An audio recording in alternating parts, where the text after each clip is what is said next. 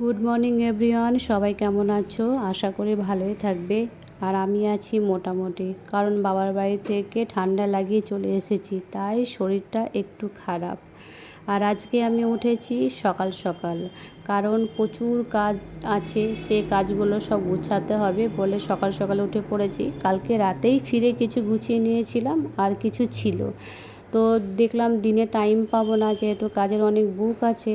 তো সেই জন্য সকাল সকাল উঠে সব কাজ সামলিয়ে নিয়েছি। এখন আমি স্নান টান করে চলে এসেছি, আর এখন মুস্কান যাবে টিউশন। তোকে বললাম তুমি স্নান করে নাও, করে রেডি হয়ে নিচে চলে যাও। সেই জন্য দেখো এখন রেডি হয়েছে, তা ও চুলটা এখন বেঁধে দিচ্ছি, ও যাবে টিউশন। ওকে না ভীষণ গরম লাগে, ও চুল খুলে সেরকম থাকতে পারে না এখন।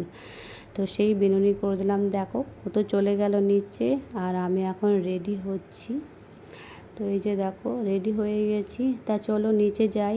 নিচে গিয়ে দেখি মম কী করছে। মমের সঙ্গে 4 দিন পর দেখা হবে।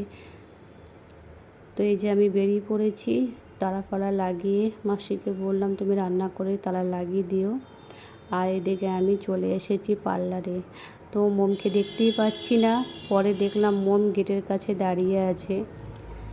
তো চলো, আমার যতই শরীর খারাপ হোক পার্লারে আসি, জানো তো, সবার সঙ্গে গল্প করলে কাজ করলে না টাইমটা পাস হয়ে যায়।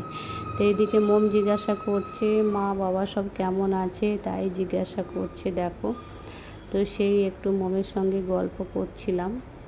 তো চলো ক্লায়েন্টটা কখন আসছে দেখি, তার মাঝে আমি একটু বসে নিই, কারণ শরীরটা খারাপ তো ভালো লাগছে না, তো কাজ করতে হবে।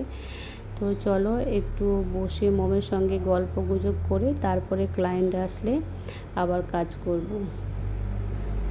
তো এই যে দেখো আমি এখন একটু বসে রেস্ট নিচ্ছি। তো এই যে দেখো ফেসিয়ালটা চলে এসেছে। তো 4 দিন পর আবার পার্লারে ফিরলাম। আজকে পুরো দিনটা আপনাদের সঙ্গে শেয়ার করব। 4 দিন পর পার্লারে এসে দেখি খুব কাজের ব্যস্ততা শুরু। আজ পার্লারে এসে দেখি প্রথম ক্লায়েন্টের ফেসিয়াল শুরু করলাম। তো এই যে দেখো এখন ফেসিয়ালটা শুরু করব, তাই ক্লায়েন্ট এখন ড্রেস চেঞ্জ করছে। তো ফেসিয়ালে এখন ডিটান বসিয়ে দেওয়া হয়েছে, ফেসিয়াল এখনও শুরু হয়নি। তো আর একটা ক্লায়েন্ট আসবে বোলপুর থেকে। তো এই যে দেখো এখন ওনারই কাজ করতে শুরু করে দিয়েছি। তা আমি চলে যাব রুমে, সেই জন্য আমি ভ্যাকসিনটা আগে করে দিচ্ছি। ভ্যাকসিন করে আইব্রো করে দেবো, তারপরে মোম খাওয়া দাওয়া করে ফেসিয়ালটা করে দেবে। তো চলো আজকের ব্লগটা এইখানেই শেষ করছি। সবাই ভালো থেকো, সুস্থ থেকো, বাই।